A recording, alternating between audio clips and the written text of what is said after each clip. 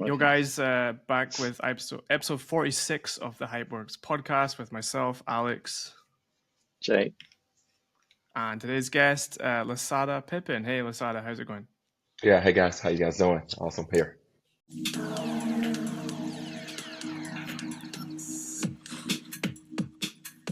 Yo, we're just talking off air. You're in Costa Rica, like we've had guests from all over the world, but not Costa Rica. So, like, how's it going down there? I hear Yeah, the this surfing is is pretty cool. amazing. Yeah, this is pretty amazing. I've had the past 50 to 60 days or so.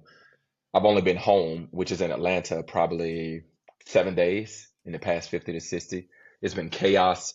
Beautiful business, of course, but this was a vacation that we needed, the entire family. So we decided to come here, hang out, beach, zip line, ATV, do a little bit of everything, and just enjoy the downtime for a little bit. Yeah. So Nice. you're not living there, you're just on holiday. Yeah, I'm just on vacation. Ah, Yeah. Yeah.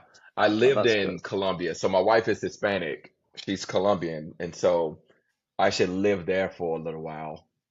That's how I learned Spanish, actually. So we Wow. mostly vacate to Latin cultures for the most part. Yeah. All right, lovely. Nice, nice, nice. We, Yeah.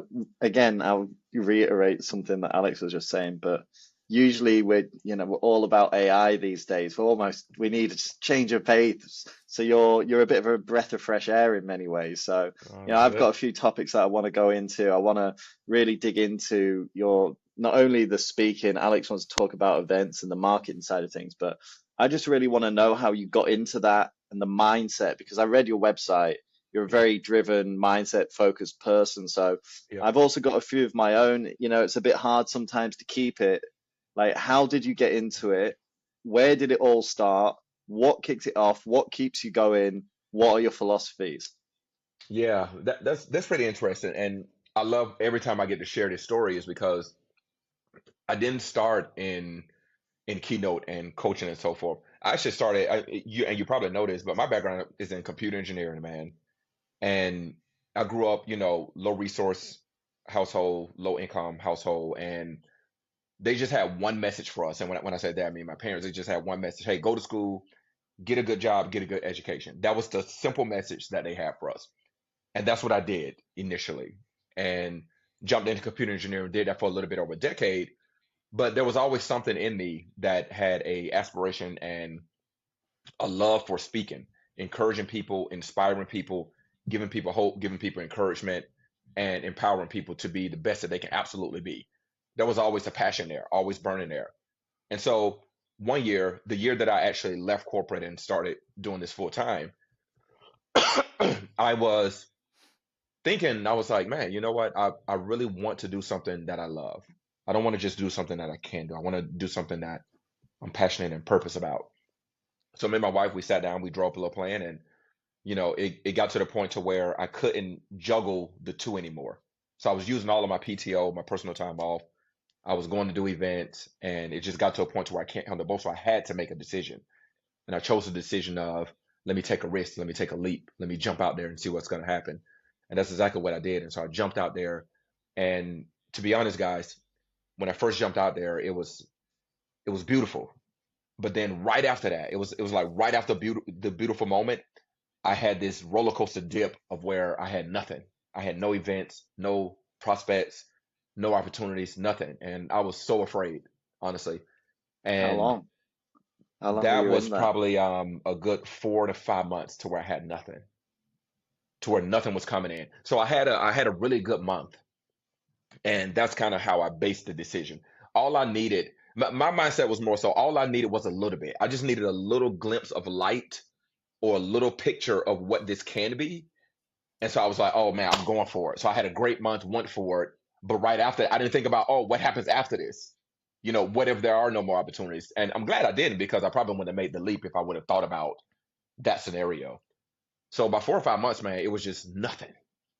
And it was so bad to where I took an opportunity to go back into corporate. I tried to swim my way back to shore out of fear. And I remember when I accepted this contract in engineering, I only lasted 2 weeks.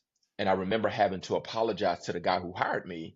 I apologized Wow. because I told him, I said, hey man, I made a decision out of fear and I don't have it anymore. I don't have the grit anymore for this. I don't have the purpose for this anymore.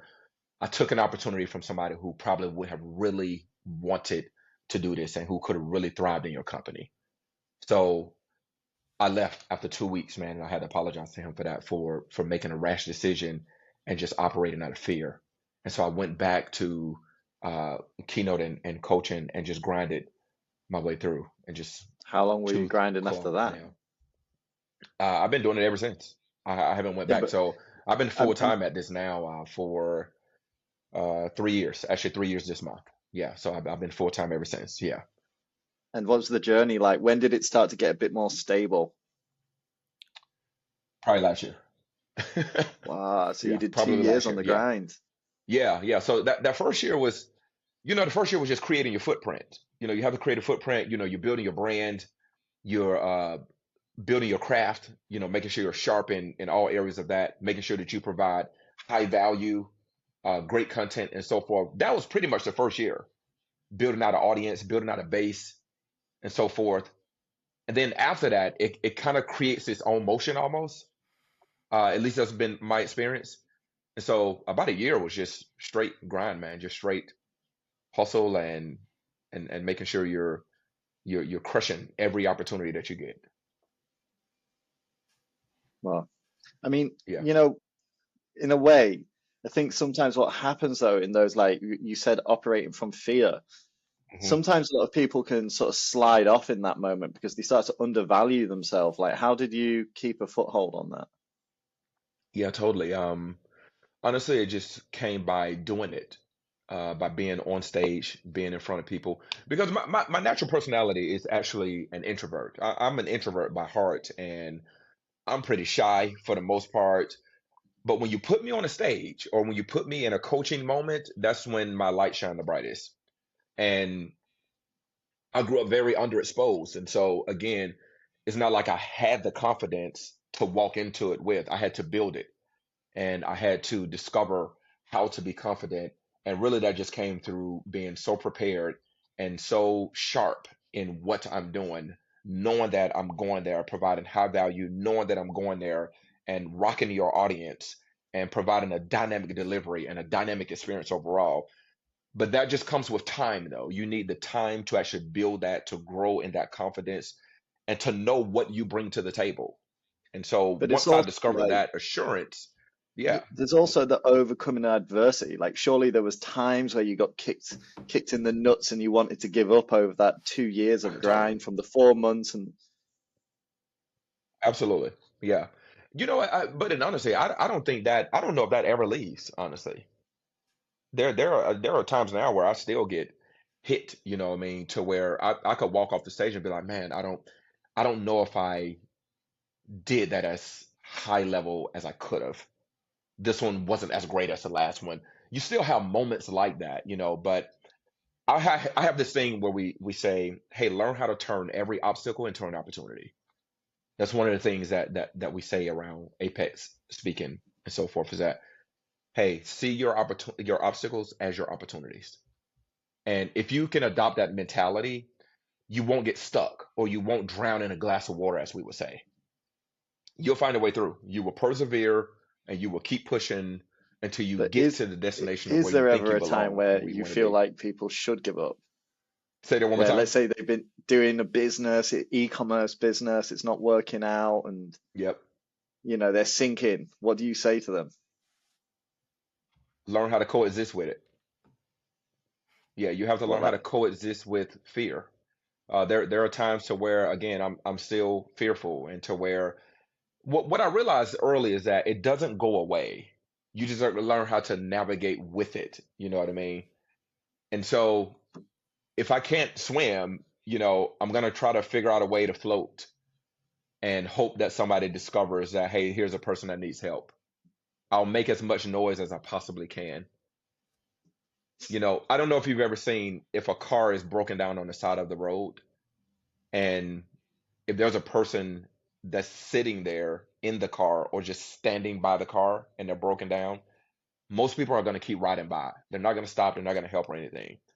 But if you take that same scenario, if the car's broken down on the side of the road, and if that person who's broken down, if they're out pushing or at least trying to push, somebody will pull over and stop and help you push. So you can't stop swimming. You can't stop swinging. You can't stop taking your shot. Even when you feel overwhelmed, even when you feel like you are drowning, even when you feel like, I don't know if I'm good enough for this. I don't know if I'm going to make it. I don't even see a way that I can make it. You can't be overtaken by that mentality. You just have to learn how to coexist with it. So, hey, I either fight back or I lose. It's kind of death or life almost. And that's my approach almost in everything. I'm going to fight until I win. Mate, Alex, ask another question, bro. I'm too inspired over here, Yeah, seriously. I want to switch tracks a little bit, Lasada, and talk about more of the speaking side in terms of like a corporate environment. So just to give you some context, I had a client recently, and they were a German company, and all of the execs were German guys over 40 years old, say, Uh-huh. and they were absolutely terrible public speakers. We had a Yeah. big event, and they had a speech written out on pieces of paper. And they were really nervous. I could tell they were really nervous. They were kind of like scribbling all over their paper. And then when it came to Mm, the speeches, they were terrible. They were mm, unexciting, messy. The people were bored. They were checking their phones. Like, what? I mean, this happens like a million times in the corporate world, right? Like, none of these people are prepared to talk or inspire people. So, like, what would yep. you how would you tackle that problem for a company? Say, like, give an example. Like, how would you fix that? Yeah, totally. Well, first of all, guys, I am so obsessed. I am obsessed with what I do. I think that's the first thing is that I'm a person of purpose, and I believe that when you have purpose as your core, as your foundation, I think it's hard to be I think it's hard to suck at something you love and something that you're purpose to do. That's one thing. And so a lot of people get into speaking for the prestige, for the money, for the wrong reasons per se. And so it's going to be hard to be great at something. It's going to be hard to inspire someone at something when you're in it for the wrong reason. That's the first part of it. The second part is that you have to be good at it. You have to have the skills. You have to have the natural charisma in order to move and provide a dynamic delivery to the audience. One, you have to be able to connect and understand your audience. That's another problem also, is that a lot of people don't understand their audience. They don't know who they're talking to. They know what they want to say. So they approach opportunities as, I know what I want to say, but what if what you want to say, they don't want to hear? So you have to Yeah, think about it that way. So you have to know the audience. One of the primary questions that I always ask my clients when they're booking me is that, what are your top three desired outcomes? That's one of the primary questions that I ask, because if I can understand the desired outcomes, then I can cater and tailor a message that I know is going to land and hit home with the people in that audience. But for me, it's obsession. I love what I get to do. I feel like this is yeah. my purpose. This is my call. This is my But gift. just You just know? just for context, imagine you're one of these executives, and like you do this maybe 3 or 4 times a year, and you hate it. Like, I could see these guys, it was all over their face. They hate this. They do not Yep. want to be in front of people talking about this stuff. Yep. How do you sort that? Like, how can you help them? Like, I You, couldn't help them. I did my best, but I couldn't help them. Like, yeah. it was that kind of Well, situation. if you're trying to help them as a speaker, they need to go through some form of coaching as Hmm. a speaker, which is something that we offer. We offer coaching for aspiring speakers, for professionals, for executives Yeah. to get better at this craft. If you're trying to help them in a different way, if you're trying to help the audience per se, then that person needs to delegate that to a professional, to a speaker that can communicate the message that the leader of the company wants to get across to the people. You can still have this dynamic message delivered just from a different voice.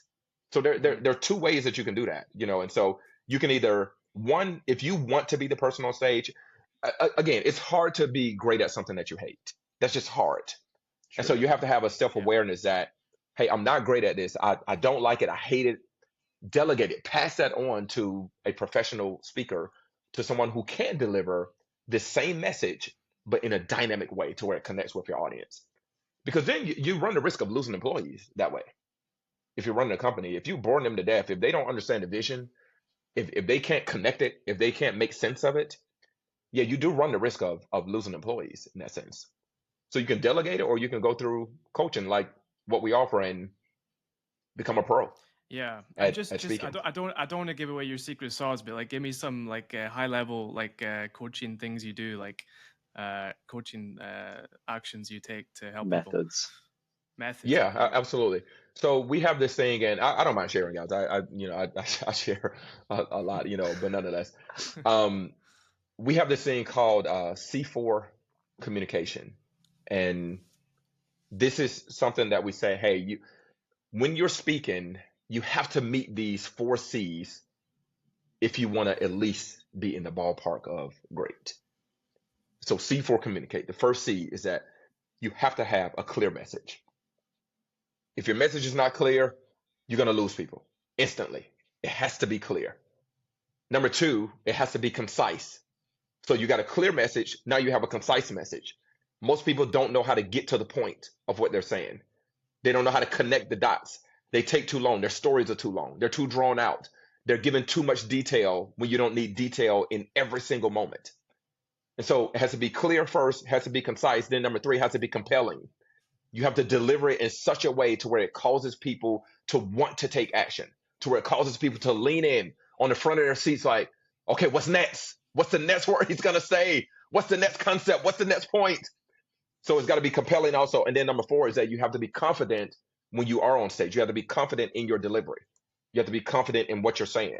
You have to believe what you're saying. You have to be so intimate with your content, with your details, that it's going to come off so confident. It doesn't matter if you're wrong. We're not talking about if you're right or wrong at this point. Just strictly be confident in what you're saying. Believe it and be intimate enough with your content. So it's got to be clear, it's got to be concise, it's got to be compelling, and then it has to be confident. If you can meet that C4 criteria and communicate that way, you will win 90% of the time. And I don't know anybody that doesn't want a 90% win rate. Yeah, that makes a lot of sense. I wish I could have told those guys those four C's. Yeah, They were totally. Yeah. they were competent. Like they knew their stuff. They knew all the facts, figures. They knew all the information, but they didn't have the other three. They were completely crap at the other three. Yeah. Yeah, but you know what? You know what though, Alex, is that competent doesn't cut it. Competence is that's good, but it doesn't cut Yeah. it. It's there are more elements to it. Yeah. If you just If talk you're in the somebody C-suite, information, yeah, if you're in the C-suite, you're supposed to be a rock star. You're supposed to be like a leader. You can't be a mediocre speaker. I mean, yeah, especially when it comes to that, Yeah. communication to me it's the most dynamic and it's the most important skill that you can have is in communication. Yeah. So you have to be able to do that. But if you're just I mean, competent, that doesn't cut it. yeah, in the business world, or any world, who's a great speaker? Like, give me some people that you like to listen to talking. Yeah, absolutely. So you got Eric Thomas. You probably know that he goes by ET. He is super dynamic. You got Les Brown. You have Simon Sinek. He's obviously great as Mm-hmm. well. Right off top, They're the you can go best. That's the back top three. to Martin. You can go back to Martin Luther King. If you just take it back in the day. Even Obama. Whether you Yeah. like him or not, whatever. But just from an orator Yeah. standpoint, he was Yeah. great at getting his message across, getting his point across, and so forth. And who else? Right off top, Or I can give you Brian an Tracy example. is a good one. I can Go give an ahead. example who's improved a lot. I remember Mark Zuckerberg back in the day. He couldn't speak. Mm, He hmm was sweating on stage. He couldn't say hmm anything. Now he's like fucking got his glasses on, his chain, and like he's Totally. laughing and joking with like Joe Yeah. Rogan or whatever. Like it just shows Yeah. you can improve. People can improve. Yep. Yep. You just Yeah. got to put your reps in. You have to go through the reps of doing it, and you have to be committed to it. Again, it's something that you have to love and appreciate, because if you're competent, you only have information, and people receiving information is not good enough. It has to be more than just information, because you can talk at people all day. Anybody can do that. I guess that also communicate like that level of communication translates into other domains as well, such as marketing messaging, sales messaging. It's something that you can take and apply in other areas of your life. I'm sure you have as well. I'm sure that those lessons that you learned out there on the stage, you've applied into your message and your communication when you're reaching people that are, prospect people or clients of yours, right?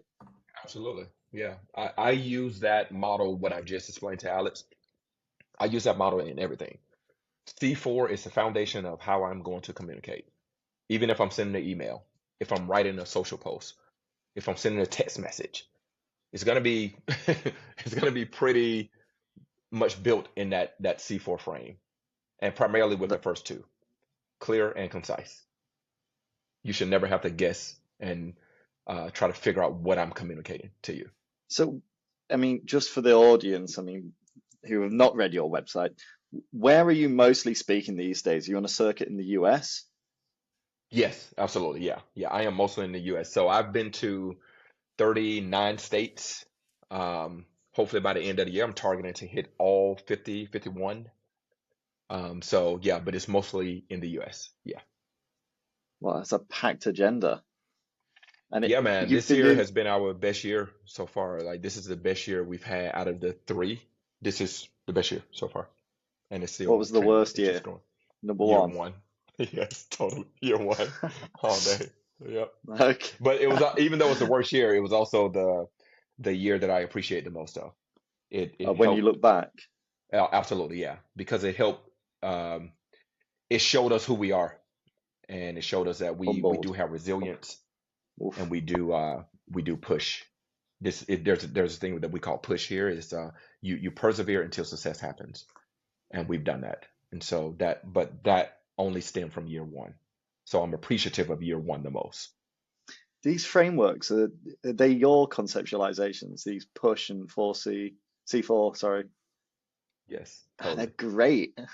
That's all of my content creation and nerdy and being intimate with content, thinking, thoughts and so forth. Mm, And so I write down everything. I'm a person that write down. So I got this notebook here. I'm on my. I don't know if you can see that, but I'm kind of on mm. my new page. It's just all white paper, And so I write down every concept, every thought, and I run it through a process of, hey, how does it sound?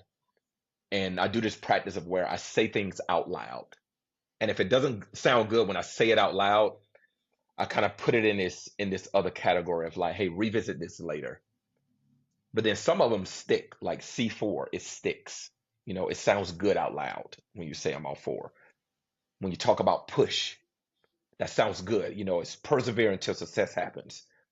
Love it. It sounds good out loud. And so yeah, I come up with all of these things, just by sitting with my thoughts and being intimate with content and always trying to find novel ways to have for my audience to have a great experience. Man, There's more. obsessed. There's more Obsessed. also, Jake. There's more. How many more? Hundreds. It's a lot more. It depends on what we're talking about, but there is more though. I have a lot of, one-liners or concepts that's game changing for the most part.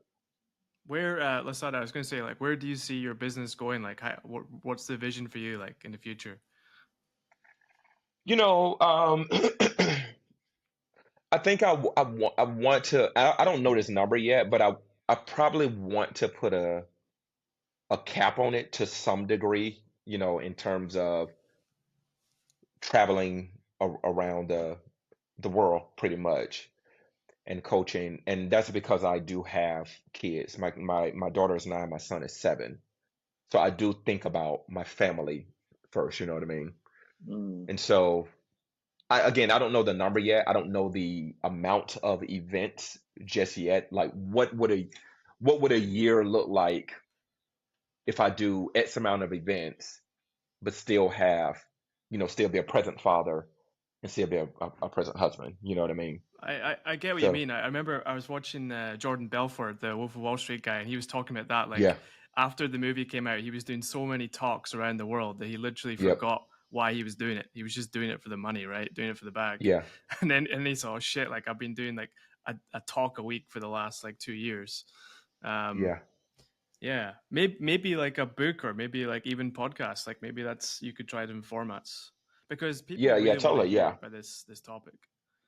Yeah, totally. And I'm getting heavy into to podcasts now, and so which is great, But I don't know yet. It's because we have these things called marathon seasons, in our house. And marathon seasons is, hey, daddy's grinding hard. Hey, so the next 3 months is not going to be as normal as it normally is. And so it's a marathon season. It means that, Yeah. hey, for the next 3 months, I might be home only 10, but it's only for a season. It's for a period of time. You know what I mean? Like I Do, said, these I, last 60 I've got days, questions I've now only been because home this is maybe 3 or 4 days. Yeah. another framework. But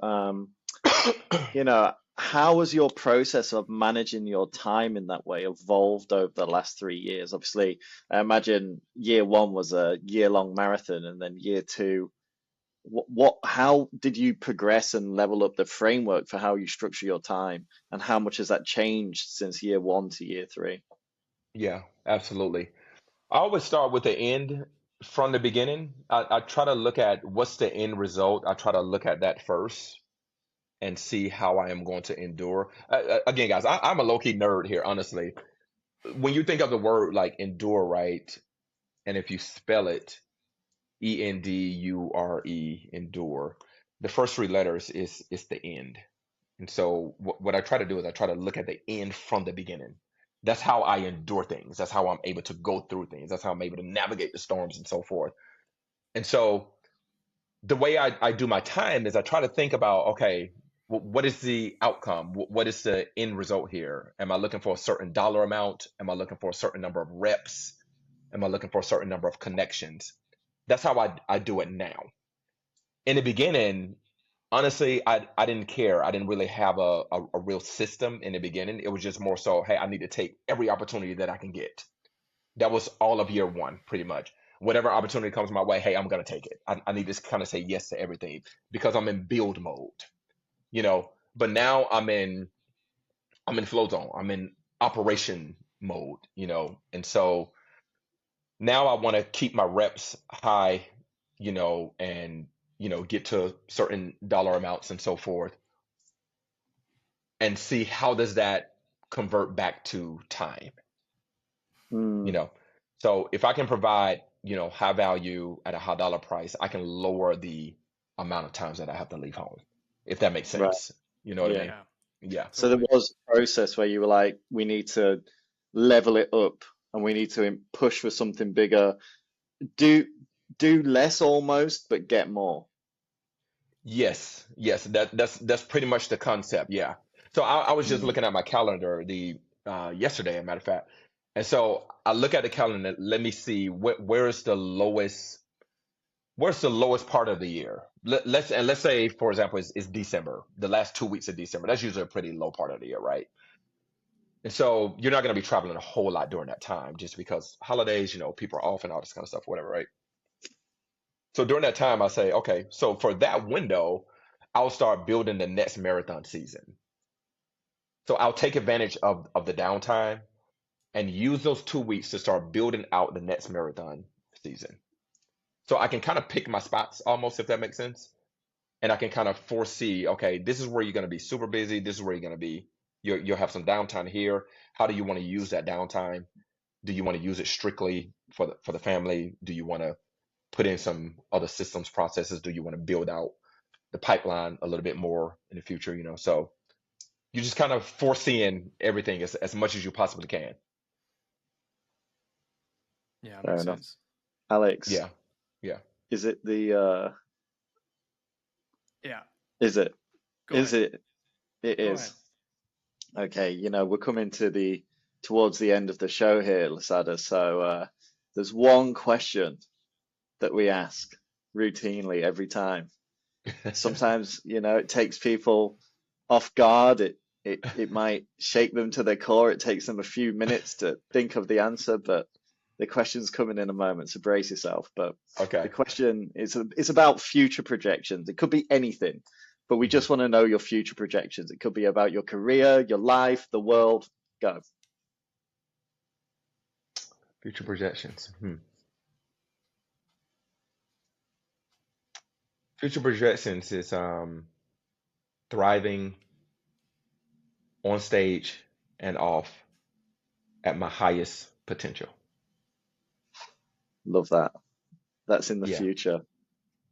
Yes. And anything wild, anything on a personal level, like wild, like Drake just said he prefers English rappers to US rappers.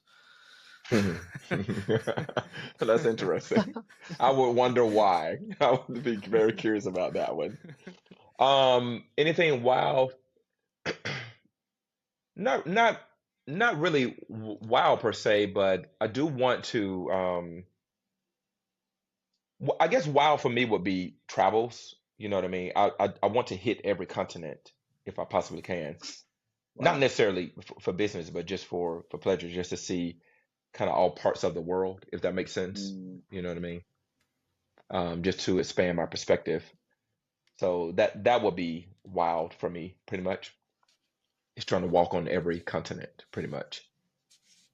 Yeah, It's gonna happen. yeah, yeah. I can see a world where that does. Yeah, have to be very It's Yeah, good. intentional about it, but yes, let's get you back on in a year's time, and we'll catch up and see where we are. and see what happens, right? Yes, Yeah. I'll be able to tell you, hey, I've been to three. You know what I mean? I've been on We'll be stage. counting. Yeah, totally. All Yeah, right, man. yep, Thanks. That was great today. Thanks, and take care. All the best. That's absolutely. a Thank you guys pleasure. for having me. It was a pleasure. Thank you. Yeah. Bye Okay. bye. Cheers, guys. Awesome. See Yeah. ya.